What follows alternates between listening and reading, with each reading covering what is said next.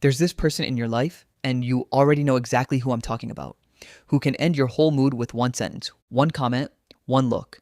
Maybe it's about your job, your relationship, your weight, your choices. Doesn't matter what it is. What matters is they know it works and they use it every single time.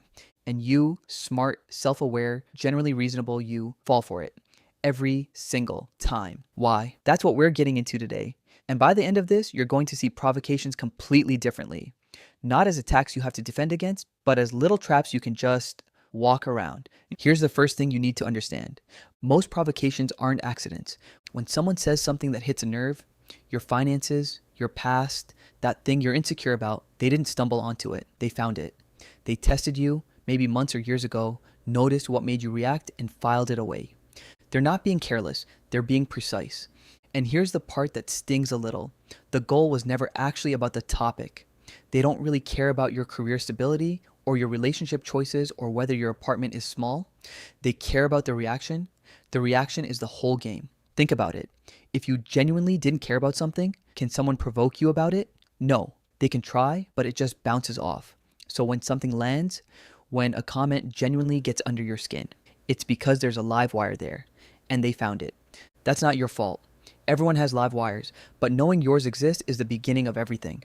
So if you know it's a trap, why do you keep walking into it? Okay, real talk for a second. It's not because you're weak. It's not because you're emotionally immature. It's because your brain is doing exactly what brains do. It's protecting you. When someone attacks something you care about, your nervous system reads it as a threat.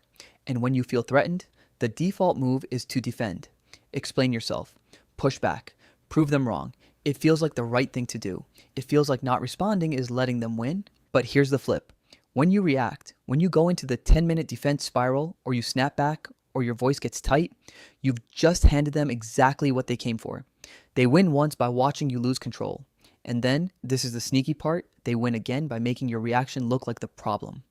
Suddenly, you're the one who overreacted. You're the one who can't take a joke. You're the one who made it weird. Sound familiar?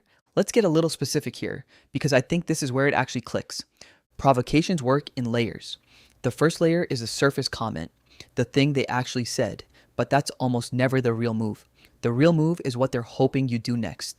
If they say something dismissive about your job and you immediately start listing your accomplishments, that's the reaction. If they question your relationship and you start justifying your partner, that's the reaction. The defense proves the insecurity. That's the trap. And the reason it's so hard to avoid is because the defense feels logical. You're just correcting the record, right? You're just explaining the truth, but the other person wasn't confused about the facts. They were pulling a string to see what moves.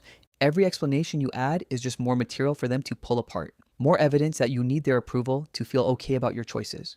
Okay, so what do you actually do? I want you to forget everything dramatic you've seen about shutting people down or epic comebacks. That stuff looks great in YouTube thumbnails. In real life, it just escalates. The thing that actually works is way more boring and way more powerful. Non-reaction, not cold, not fake, not the performative I'm unbothered thing where you're clearly bothered. Actually, genuinely, not giving them the emotional response they came for. Practically, it looks like this. They say the thing. You look at them for a second, no panic, no defensiveness, and you say something like, yeah, maybe, or could be, or just yep, and you move on. Change the subject, return to whatever else was happening. Like, the comment didn't have enough weight to slow you down. That's it. That's the whole move. And I know what you were thinking. That feels like losing. That feels like I'm agreeing with them. You're not. You're opting out.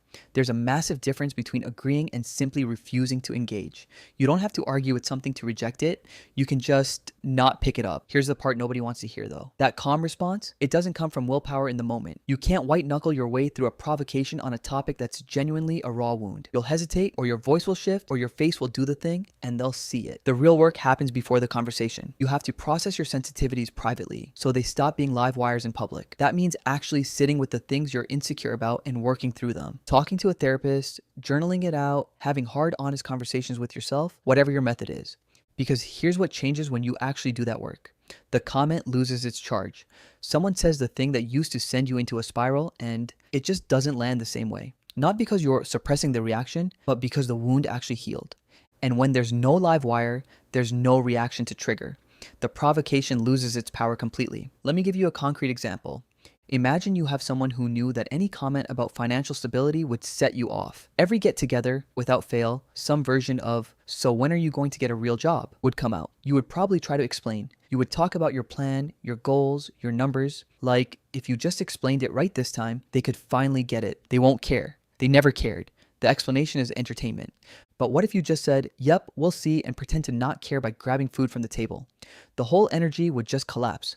They would try to say it again a minute later, slightly louder, like testing a microphone. You won't bite, and it never would come up again after that. The bait only works when you bite. Remove the bite, you remove the game. So here's the thing. The people who try to provoke you are telling you something about themselves. They need your reaction to feel something. They need the spike, the spiral, the drama. And when you stop providing it, not out of coldness, but out of genuine indifference, you take the whole thing off the table. You're not being passive. You're being strategic. Your calm is not weakness. It is genuinely the most threatening thing you can show someone who's trying to destabilize you. Start noticing your live wires. Process them privately. And the next time someone reaches for the bait, let them hold it. You're done biting.